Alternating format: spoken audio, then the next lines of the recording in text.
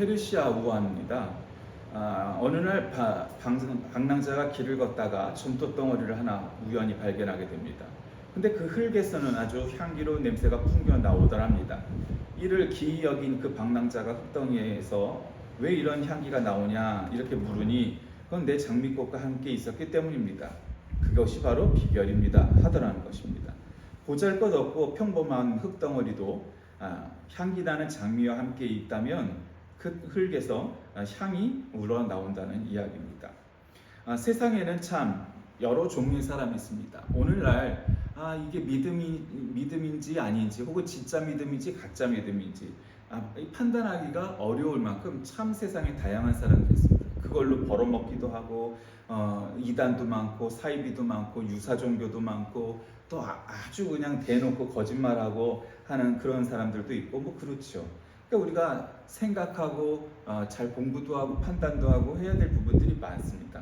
뭐 그게 단지 신앙이나 종교에만 있는 것이 아니고 굉장히 그 과학에도 그런 것들이 있고 뭐 정치에도 그런 것이 있고 모든 분야에서 이제 다 이르기까지 다 있죠. 뭐 역사에 이르기까지. 근데 오늘 성경은 이제 부자와 빈자에 관한 이제 이야기가 나타나죠. 기본적으로 성경은 이 빈자들에 대해서 자주 언급합니다. 부자가 많이 나오지 않고 또 많이 안 나오는데도 가끔 나오는데도 그렇게 뭐 좋은 부자의 사례를 들기도 하지만 아닌 경우도 있어요. 그러면 부자들은 다 나쁜 놈들이고 빈자들은 다 착한 사람이다 이런 차원이 아니라 다 똑같은 사람들인데 빈자일 때는 또 내놓을 게 없으니까 그렇게 뭐 어려움이 없는데 부자가 되면 사람이 고민을 하기 시작을 하죠. 내 것을 다 팔아 내 제자가 되라. 그러면 빈자는 예 그러하겠습니다. 쉽게 나오죠. 근데 부자는 고민을 한단 말이죠. 이 많은 재산을 내 재산이 몇백억인데 이렇게 되는 거다 이 말이죠. 성경에 나타난 이 빈자들은 세 가지 이유로 나타난다고 말합니다. 첫째는 경제적인 측면에서 아주 궁핍한 자들입니다. 그러니까 진짜 우리가 말하는 본질적인 가난한 사람들이죠. 둘째로는 사회적인 측면에서 권력과 금력과 부정부패에 의해서 희생당한 피억압자들입니다. 셋째로는 영적인 측면에서 자신들의 무력함을 인정하고 하나님께 구원을 바라는 겸손한 자들. 이 모두가 다 성경이 말하는 빈자들입니다. 그러니까 기본적으로는 여러분 2000년 전에 팔레스틴 땅에서 빈자들이 얼마나 많았겠습니까? 그렇죠? 여러분 우리나라 뭐 2000년 전이 아니라 한 300년 전에 우리나라 땅을 생각해 보세요.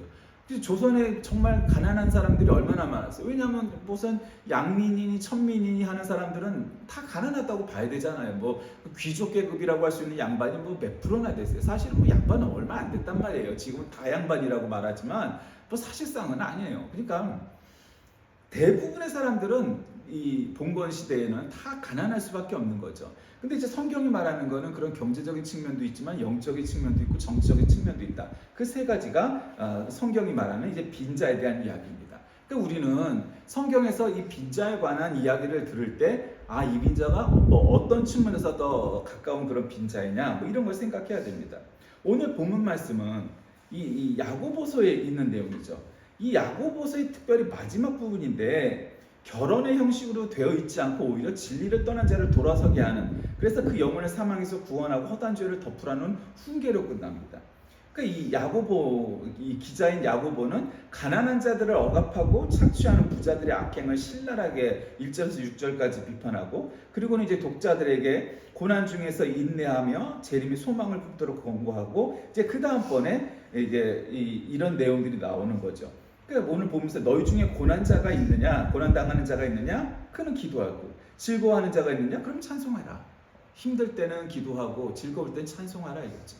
그러니까 기도하고 찬송하는 것, 이것이야말로 신자들의 삶이어야 된다는 거죠. 뭐 다른 짓 하고 힘 있는 자에게 아부하고 뭐 그래갖고 뭐 될 일이 아니다. 그러니까 너희들이 또 병든 자가 있느냐, 그런 교회 장로들을 정할 것이오. 예전에 어떤 사람인지 좀 기억도 안 나는데 여기서 교회 장로들을 청할 거라니까 목사가 아니고 장로님들을 청하면 된다는 거예요. 이런 거 사입이 시초가 되는 거예요. 여기서 말하는 장로는 지금의 장로가 아닙니다. 그러니까 원래 감독, 목사, 장로는 다 똑같은 말이에요. 그러니까 지금으로 굳이 환산한다면 목사를 얘기하는 거예요. 목사를. 그러니까 내가 목사니까 그런 얘기를 하는 게 아니고 목사, 감독, 장로는 다 똑같은 말이에요. 근데 이제 그것이 깔뱅이에 의해서 이제는 평신도 중에서도 그런 이제 치리하는 장로를 세우자.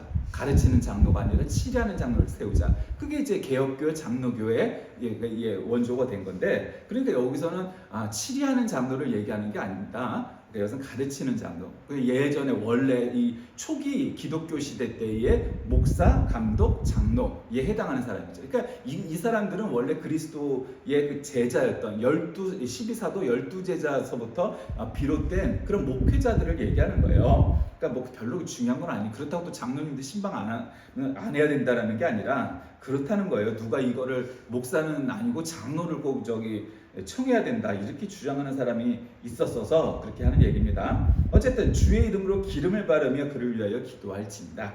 여기서 기름을 바른다는 거는 우리가 지금은 잘 이해가 안 되죠. 우리 특히 개신교에서는. 근데 이 기름을 바른다는 건 도유 뭐 이렇게 말을 합니다. 기름을 붓는다는 거죠. 옛날에 안수할 때 그렇게 했었잖아요. 그러니까 예언자나 왕이나 뭐 이런 사람들 이렇게 안수할 때 기름을 바르고 이렇게 기도해서 기름 부어 세운 종 이렇게 얘기하잖아요. 뭐 지금 이제 목사만 원래 안수를 받다가 이제는 뭐 나중에는 장로가 안수 받고, 요즘은 또 뭐 그럼 우리 권사들도 안수받게 해달라고 그랬고, 그러면 이건 안수 권사냐? 안수 집사도 나왔죠. 근데 참, 계급이 그런 거예요. 그러니까 어느 교회 가면은, 그럼 우리는 나이 50세가 넘으면 다 호칭 장로, 호칭 권사 하겠다. 그런 교회도 있고, 어떤 교회는 또 은퇴하면서 다 은퇴 장로, 은퇴 권사 한다는 데도 있고, 그거 뭐 장로 권사, 우리는 그런 거 없다. 그냥 우리는 다 형제님, 자매님이다. 또 그런 교회도 있어요. 그러니까 우리나라는 참 그런 그 계급 권위 의식, 유교적인 그런 전통에 많이 서 있기 때문에 그런 의식이 많다. 그러나 어쨌든 여기서 그런 게 아니고, 여기서 말하는 장로도 그게 아니었고, 어쨌든 이 기름을 바르며 기도하는 것이란 것은 이렇게 기름을 부은 건데, 그럼 지금도 기름을 붓고 해야 되느냐? 그런 건 아니에요. 꼭 기름이 중요한 게 아니라 하나님 앞에 전심을 다하여 기도하는 게 중요한 거지, 기름을 꼭 부을 필요는 없어요. 그러니까 우리가 그렇게 되면 우리 지금 침례 안 받고 세례 받는 것도 문제죠. 이단이고. 그러니까 그렇게까지 따질 건 없고, 물론 그렇다고 해서 뭐 침례가 잘못된 것도 아니고 세례가 잘못된 것도 아니지만, 뭐 원칙을 따지면 우리가 다 침례 받아야 되죠. 침례를 받으면 물에 이렇게 완전히 들어갔다가, 그러나 우리가 세례를 한다고 해서 이단이라고 하진 않잖아요. 그런 것과 마찬가지로 도유를 꼭 하지 않아도 돼요. 그래서 지금 로마 가톨릭 교회는 지금도 이렇게 뭐 도유하고 뭐 하죠. 뭐 성수라고 하기도 하고, 그러니까 그거를 이렇게 그대로 지키려고 하는 교단 교파도 있지만 꼭 그러지 않아도 돼요. 어쨌든 그래서 믿음의 기도는 병든 자를 구원하려니 주께서 그를 일으키시리라. 혹시 죄를 범하였을지라도 사하심을 받으리라. 그 이야기는 뭐예요? 아픈 사람을 위해서 신유 기도를 하고, 그리고 죄를 범하였다 할지라도 그 죄가 사하심을 받게 됐다는 거죠. 그러니까 여기서 말하는 건 뭐예요? 결국 우리가 기도하면 병든 자도 낫게 하고 죄진 자도 낫게 할 것이라는 거예요. 그 기도의 중요성이죠, 여기서. 그러므로 너희 죄를 서로 고백하며 병 낫기를 위하여 서로 기도하라. 의인의 강구는 역사하는 힘이 큼이니라. 그래요. 가끔 가다가, 사실 가끔은 아니죠. 사실은 자주 목회자한테 하는 질문 중에 이런 게 있어요. 목사님, 이사야는 어쩌고저쩌고 해서 기도하였더니 뭐가 되었는데, 성경에 누구는 기도하여서 병이 나았고 소원을 이루었는데 왜 제 기도는 안 들어주나요? 이런 얘기를 하세요. 근데 어떤 기도는 황당무계한 기도도 있어요. 그러니까 참 이걸 어떻게 얘기해야 되나 고민이 되고 뭐 하는 그런 저기도 있지만, 병 낫기를 위하여 서로 기도하면 100% 다 낫게 되느냐? 그거는 아니라는 거죠. 병 낫기를 위하여 서로 기도하라. 의인의 간구는 역사하는 힘이 크다. 그러니까 여기서 의인의 간구가 역사하는 힘이 크다고 하니까, 한마디로 속된 말로 표현하면 의인의 간구가 역사하는 힘이 크다는 거잖아요. 그렇죠? 그 이야기는 뭐겠어요? 그러니까 믿음 있는 사람이 기도해야 그 기도도 응답이 크지. 믿음도 없는 놈이 맨날 기도하고 뭐 어쩌고 주저리 그냥 입으로 뭐 한다고 해서, 그리고 또 맨날 기도도 다 즐기도하면서, 그거 기도 같지 않은 기도하면서, 그게 나는 기도를 많이 했으니까 나는 역발이고 기도발이고 그렇게 생각하면 오산이다. 오산. 의인의 간구가 역사하는 힘이 크다, 이렇게 성경에 기록되어 있잖아요. 그러니까 내가 그 신자한테 그 의인의 역사는 의인의 강군이 역사는 힘이 크다고 그랬는데 의인이 먼저 되십시오 이렇게 얘기하면 당신 믿음 없어 이 얘기니까 또 그것도 그렇잖아요. 그래서 뭘 예를 들었냐면 야고보가 엘리야는 우리와 성정이 같은 사람이로되 그가 비가 오지 않기를 간절히 기도한 즉 3년 6개월 동안 땅에 비가 오지 않았다. 그러니까 여러분 엘리야가 우리하고 같은 사람이로다. 여기서 성정이라는 건 같은 인격이라는 거예요. 같은 사람인데 비가 오지 않기를 기도하니까 3년 6개월 동안 땅에 비가 오지 않았대. 다시 기도하니 또 비가 내리고 땅이 열매를 맺었다는 거죠. 그러니까 엘리야는 뭐 사실 뭐 구약 성경에서 가장 훌륭한 신앙의 사람, 뭐 세 손가락에 꼽히는 사람 아니겠습니까? 뭐 모세, 뭐 다윗, 뭐 엘리야, 뭐 또 이사야, 예레미야, 뭐 이런 사람들은 뭐 한 빅5 정도 되는 사람들 아니겠어요? 그러니까 뭐 어쨌든 뭐 우리하고 같은 믿음을 그러니까 우리하고 믿음이 같은 단계다 이렇게 볼 수는 없지만, 근데 어쨌든 같은 사람인데 그렇게 기도의 응답이 오지 않았느냐? 그러니까 너희들이 기도의 응답이 안 온 건 하나님이 주무시기 때문이 아니고 하나님이 능력이 없기 때문이 아니고 너희가 의인이 아니고 너희가 죄가 많고 너희가 믿음이 없고 한마디로 그런 거예요. 그래서 여기도 야고보가 그렇게 얘기하는 거예요. 여러분 우리가 로마서와 야고보서는 이렇게 비교가 되는 대조가 되는 그런 성경이 아니겠습니까? 로마서는 온전히 믿음, 그러니까 가장 개혁교회적인 개신교회적인 내용, 프로테스탄트적인 내용이 있는 것이 로마서고, 근데 야고보서는 실천하는 신앙에 대해서 얘기하잖아요. 야 실천하지 않으면 믿음 소용없어 이렇게 얘기하는 게 야고보서 아닙니까? 그러니까 이 엘리야의 이야기를 통해서 왜 우리가 기도를 해도 기도에 응답이 안 옵니까 할 땐 너희들이 의인이 되면 엘리야처럼 그렇게 어마어마한 기도도 응답받지 않느냐? 그래 하나님을 탓하지 말고 너희의 믿음을 되돌아봐라 이런 얘기예요. 한마디로 얘기하면 그러니까 너희가 알아야 될 거는 죄인을 미혹된 길에서 돌아서게 하는 자가 그의 영혼을 사망에서 구원할 것이다. 죄인을 미혹된 길에서 돌아서게 하는 거예요. 그러니까 여러분 미혹된 자들이 얼마나 정치적으로 역사적으로 미혹된 자들 많죠. 또 우리 기독교 안에만 봐요. 이단 사입이 무지하게 뭐 세상에서 제일 많은 나라 대한민국이 아주 그 중에 1등이죠. 또 정통 교회라고 하지만 그 안에서도 사실은 뭐 이단 사이비 같은 인간들 얼마나 많아, 그렇죠? 많단 말이야. 그러니까 거기서 우리가 돌아서게 하려면 어떻게 되느냐? 가갖고 내가 뭐 아무개 목사 찾아가서 회개하세요. 당신 그러다 벼락 맞아 죽습니다. 그런다고 그 놈이 듣겠느냐 이거야. 아니다 이거. 대통령을 찾아가서 돌아서십시오, 회개하십시오 하면 그 듣겠느냐 이 말. 안 듣는다 이 말. 못 듣는다 이 말. 그러니까 우리가 그 미혹된 길에서 돌아서게 하려면 그저 우리가 기도하는 수밖에 없다. 그의 영혼을 사망에서 그러나 그 구원하고 허다한 죄를 덮는 것이 바로 기도의 힘이다. 이것이 믿음의 길이다. 야고보서가 이야기하는 겁니다. 그러니까 오늘 이 야고보서는 우리 오늘날 21세기를 살아가는 우리 현대 기독교인들에게 어떠한 유의미한 교훈을 주는 겁니까? 그건 첫째로 형제들의 질병을 치료하기 위해서 노력해야 됩니다. 가끔 우리 성결교회가 촌스럽다는 얘기 듣죠. 왜 촌스럽다고 얘기해요? 뭐 순복음도 마찬가지지만 중생 성결 신유 재림 그러면서 여러분 아픕니까? 그러면 기도하십시오. 그러면 안수 기도하고 막 뭐 모여서 통성 기도하고 해요. 근데 이제 문제는 그럼 100이면 100다 낫느냐? 100이면 100다 안 나. 아주 심각한 병에 걸린 사람은 그 병으로 죽을 수도 있고 그 병이 뭐 낫지도 않고 그냥 그대로 있을 수도 있고 또 낫는 사람도 있을 수 있어요. 그러니까 옛날 목사님들 중에는 병원 간다고 막 뭐라 하는 분들이 있었대요. 난 그런 분을 직접 보진 못했어. 근데 어쨌든 신자가 성결 신자가 어떻게 병원을 가느냐고 기도하러. 그렇지 않아. 성경은 그렇게 말씀하지 않아요. 기도해야죠. 기도해야 돼요.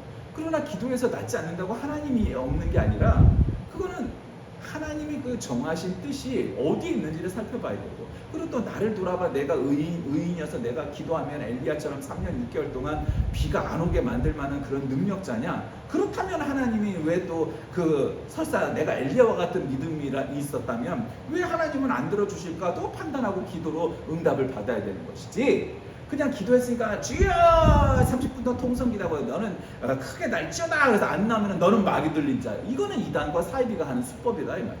아니다 이 말. 얼마든지 의인도 암이나 병으로 죽을 수도 있고 사고로 죽을 수도 있다 이 말. 가끔 교회 안에서 이 가족들 중에 사고로 생명을 잃는 그런 분들이 나올 때가 있어요. 아니면 너무 젊은데 큰 병으로 죽게 되는 병사하는 그런 분도 있어요. 그러면 뒤에서 수근수근 대요. 저 가족 아무개가, 저 가족 누구가 죄가 많아서 뭐 저런 사고를 당했네, 저런 병사를 당했네. 아니, 절대로 그렇지 않아요. 여러분, 사고사든 병사든 간에 그런 일을 겪게 되는 것은 죄가 많기 때문이 아니에요. 물론 죄가 많아서 그런 일을 겪을 수도 있어요. 그러나 그 판단은 우리가 하는 것이 아니고 하나님이 하시는 거니까, 저 사람은 아마도 죄가 많아서 그랬을 거야 라고 생각하거나 말하거나 말을 옮길 필요는 없어요. 그건 하나님께 손에 달린 거니까 그저 우리는 안타깝게 위로하고 기도해 줄 수 있을 뿐인 거예요. 우리가 할 수 있는 일은. 또 그런다고 진정한 위로가 되겠느냐? 그건 차치의 문제고, 어쨌든 그렇다. 그러니까 어쨌든 병을 치료하기 위해서 심의에 기도하는 것은 촌스러워 보이는 21세기에, 그러나 성서는 우리에게 뭐라고 말씀하십니까? 우리 교우들의 가족들의 질병을 치료하기 위해서 기도해야 한다고 말하는 거죠. 이 기도했냐? 기도했냐? 두 번째로는 질에서 떠난 형제를 돌아보는 것은 허다한 죄를 덮는 겁니다. 그 죄를, 문제가 되는 이단이니 사이비니 그 뭐 정통이 아닌 길을 갖고 그릇된 길을 가는 거, 믿음이 아니라 믿음의 길을 아닌 길을 가려고 자꾸 하는 사람들의 특징이 뭐냐? 자꾸 이 뭐 정통교회는 뭐 어쩌고 저쩌고, 뭐 보수교회는 어쩌고 저쩌고. 물론 보수교회 잘못도 있죠. 그러나 보수교회가 다 잘못한 건 아니에요. 그 진리가 사실은 가장 문제가 되는 거죠. 그러니까 교회 본질은 잘 안 하면서 자꾸 다른 부업에 열심을 한다. 그런 거는 건강한 게 아니다. 그러니까 형제를 돌아보면서 허다한 죄를 덮는 것이 그리스도인의 문제다 이 말이에요. 그래서 형제의 죄를 덮고 그렇다고 해서 또 자신의 죄를 덮는 건 아니다. 그러니까 결국 남의 죄를 덮는 거죠. 근데 사람의 본질이 뭐예요? 나의 죄는 덮고 숨기고 남의 죄는 밝히는 것이 본질적으로 우리는 그렇게 태어났어. 그러니까 그런 거 얼마든지 잘할 수 있죠. 근데 문제는 비판은 필요하지만 그렇다고 해서 너는 죄인이야, 너는 뭐 벼랑 맞아 죽을지어다, 뭐 가끔 이제 그런 종류야. 그렇게까지 할 필요도 없고, 그런다고 그럴 능력도 없고, 되게 이제 그런 인간들이 그렇게 하죠. 근데 그러게 되겠느냐? 아니, 그리스도인이란 건 뭐예요? 믿음의 길이란 건 뭐예요? 남의 허물을 덮는 거죠. 남의 허물을 용서하는 거죠. 이해하는 거죠. 영어로 이해가 맨날 하는 얘기죠. 뭐 언더스탠드 아니에요? 언더스탠드란 말이 뭐예요? 나무 아래서 이렇게 나무를 쳐다보는 거 아니에요? 밑으로 내려가는 거죠. 낮아지는 거죠. 그래야 이해할 수 있는 거. 높은 곳에서는 이해가 안 돼. 낮은 곳에서 이해가 돼요. 이게 뭐 남을 이해하는 거죠. 그냥 저래서 그랬나 보다. 저도 어쩔 수 없었겠지 뭐. 뭐 머리에 든 게 뭐 있다고. 차라리 머리에 든 게 뭐 있다고. 지가 뭐 나쁜 놈인데 뭐 그게 얼마나 뭐 지가 착한 걸 갖고 있다고, 선한 게 있다고. 그러니 저럴 수밖에 없었겠지. 그냥 그러고 이해해야 된다. 뭐 용서까지는 아니고 이해는 해야 된다 이 말이에요. 한마디로. 그리고 또 세 번째로, 그리스도인은 진리에서 떠나지 않도록 자신을 돌아봐야 합니다. 성도가 진리에서 떠난 형제를 돌아보고 회개케 하는 거 중요하죠, 여러분. 중요합니다. 그러나 성도들 스스로가 진리에서 떠나지 않도록 자신을 항상 돌아보며 경책하고 하나님 말씀에 충실한 삶을 사도록 노력해야 합니다. 그러니까 아까 초반에도 말씀드렸지만 야고보라는 사도는 어떤 사도입니까? 행함이, 실천이 굉장히 중요한 테마가 되는 그러한 사도 아니었습니까? 야고보서에도 그런 거잖아요. 로마서는 사실 실천보다 믿음에 충실하는 것을 강조한 사도고 책이었다면, 이 야고보서는 믿음이 백날 있으면 뭐하니, 그렇게 살아야지, 100가지를 알아도 한 가지를 실천해야 그게 믿음이지 라고 말하는 거죠. 그 다 의미가 있는 거죠. 신앙의 방법에 있어서 이 로마서, 야고보서는 굉장히 이렇게 대조적이면서도 아주 그냥 양쪽이 다 필요한 그런 성경이에요. 그러니까 어떤 사람은 나는 로마서가 더 중요하다고 생각해, 믿음이 중요한 거지 실천보다, 뭐 이렇게 말할 수도 있고 어쩔 수도 있겠지만, 그러나 그게 조화가 돼야 건강한 신앙이 되는 것이지, 100가지를 알고 있고 믿고 있어도 실천 하나 안 하는 건 아무 의미가 없는 거죠. 또 그렇다고 또 잘못 알고 뭐 그릇되이 알면서 열심히 신하면 그 지금 문제를 일으키고 있는 정치, 종교, 역사 뭐 모든 분야에서 나라를 망치고 있고 참 해악을 끼치고 하는 어리석은 자들과처럼 살 수밖에 없는 거죠. 아는 건 더럽게 없는데 아는 것도 없는 놈이 자꾸 설치면서 뭐 대단한 것인 것처럼 막 하니까 자꾸 이단되고 사입이 되고 괴물이 되어가는 거죠. 그런 사람 많아요. 히틀러 시대 때 히틀러가 그랬고요. 공산주의 시대 때 레닌과 스탈린이 그랬고요. 북한에선 김일성 3대 세습 정권이 그렇고요. 우리나라 독재 정권이 그렇고요. 뭐 다 마찬가지죠. 그러니까 가장 바보 같은 놈들이 설치니까 이게 망치게 해버리는 거죠. 그러면 안 된다. 안 된다. 종교 안에서도 그런 게 많아요. 교회 안에서도 마찬가지. 그러니까 우리가 진리를 안다는 것은 그런 믿음의 길이 아닌 곳을 걸어가지 않고 믿음의 길을 걸어가는 거예요. 그러니까 여러분, 믿음의 길이 쉽겠어요? 쉽지 않아요. 믿음의 길이라는 건 쉬운 건 아니에요, 결코. 그러나 어떻게 생각하면 믿음의 길이 쉬워요. 왜 그래요? 성경이 말씀하는 대로 살아가면 되는 거예요. 근데 성경이 쓸데없는 사족을 붙이고 각주를 달아가면서 자꾸 하니까 문제가 되는 거예요. 그냥 성경이 뭐 해라 하면 되는 거고, 하지 마라 하면 안 하면 되는 거지. 그냥 간단한 거예요. 근데 이제 그 위에 사족을 자꾸 붙이기 시작하니까 여러 가지 문제가 생긴다 이 말이에요. 그 믿음의 길은 뭐냐? 한마디로 하나님 앞에 늘 기도하고 찬송하는 삶, 그게 믿음의 길 아니냐. 그러면서 사람 간에는 어리석은 자는 가르치고 용서하고 이해하고 또 낫기를 위하여 기도해 주는 거, 그거예요. 그러니까 교회가 병든 자를 위해 기도해야 되는 거는 말할 나위가 없어요.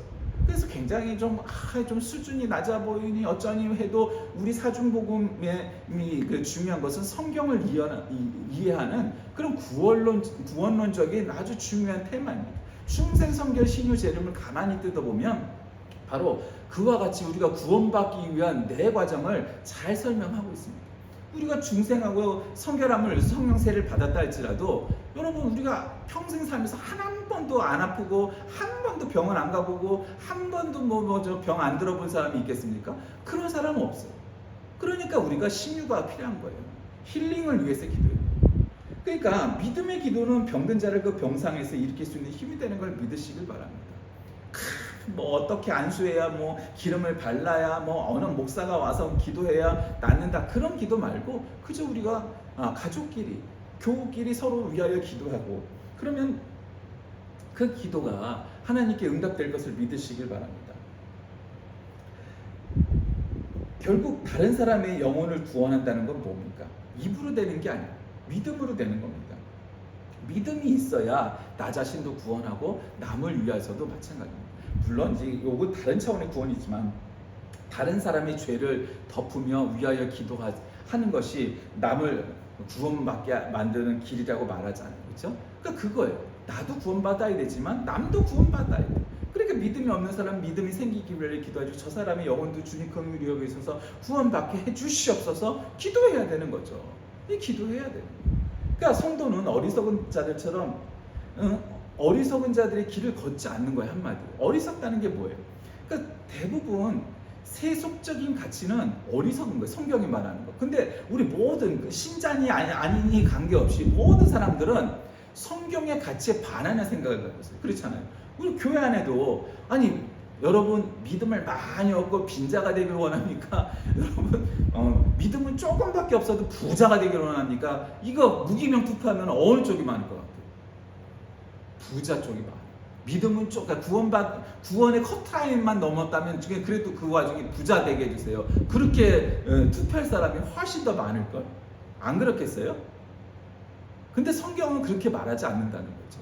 성경의 가르침은 뭐냐? 너희들이 구원받을 만큼 그 커트라인을 넘기고 나서 부자가 되라, 나머지는 적당히, 그렇게 말씀하시지 않고 너희들이 부자가 되는 것은 하나도 중요하지 않다. 빈자일지라도 너희들의 믿음이 너희들을 구원하고 남을 구원시킬 만한 의인이 되라 말씀하시는 거예요. 근데 사람의 마음은 다르잖아요. 그러니까 세속적인 가치라는 건 그런 거예요. 부자가 되고 성공하고 권력을 얻고 명예를 얻고 이런 거죠. 근데 그건 어리석은 일이다 이 말이에요. 그걸 갖고 싶어 안달복달하지만 다 갖는 것도 아니야. 그러니까 결국 그런 은사가 있는 사람들, 능력 있는 사람들은 부자도 되고 권력도 갖고 하겠죠. 그러나 그게 중요한 게 아니고 성경은 너희들이 세상 속에서 정복하고 권력을 얻고 부자가 되고 그래야 진정한 신자고 승리자다, 이렇게 가르치시는 게 아니라 너희가 일생을 살면서 믿음을 이루었느냐, 믿음의 길을 걸어갔느냐 아니냐, 이 차이라는 겁니다. 말씀을 정리합니다. 성도는 세상의 어리석은 사람들처럼 이 땅의 재물을 쌓으려고 노력하는 사람이 아닙니다. 천국의 재물을 쌓기를 힘써야 합니다. 천국의 재물은 돈과 금으로 쌓을 수 있는 재물이 아니죠. 여러분의 믿음, 그리고 그 믿음의 열매를 천국에 쌓는 것입니다.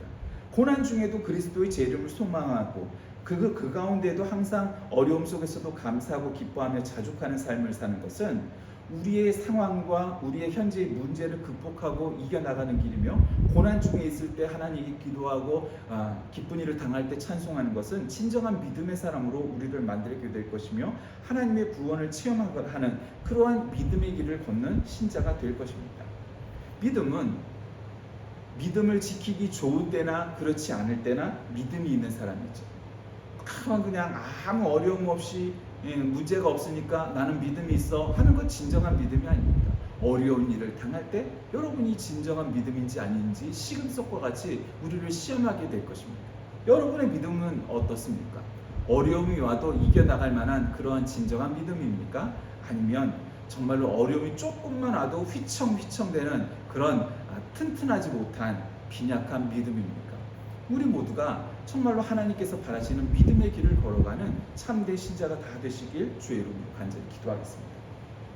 살아계신 하나님, 오늘 우리에게는 이 믿음의 길을 가라는 야고보 사도의 교훈처럼 믿음의 길을 걸어가 나 자신과 우리 주위와 모두에게 서로가 서로를 위하여 권면하고 구원받게 하는 믿음의 사람으로 살아가게 하여 주옵소서. 예수님의 이름으로 간절히 기도드립니다. 아멘.